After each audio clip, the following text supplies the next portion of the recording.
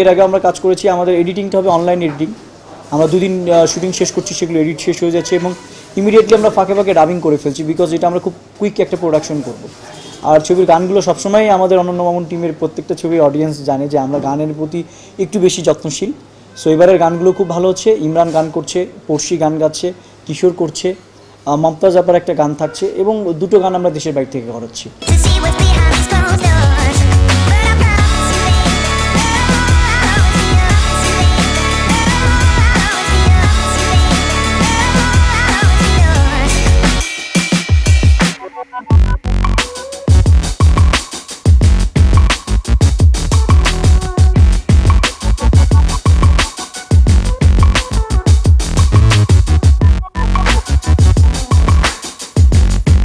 তো সমাজের এরকম দায়বদ্ধ কিছু ব্যাপার যে আসলে কেন আজকে আমরা যদি ঐশীর ঘটনাকেই ধরি, ঐশী একটা পুলিশ অফিসার ফ্যামিলির মেয়ে, কিন্তু সেও কিন্তু ড্রাগ এডিক্টেড ছিল। গ্যাপটা কোথায়? ঐশী তার ড্রাগ এডিক্টেড হয়ে আসে নাই।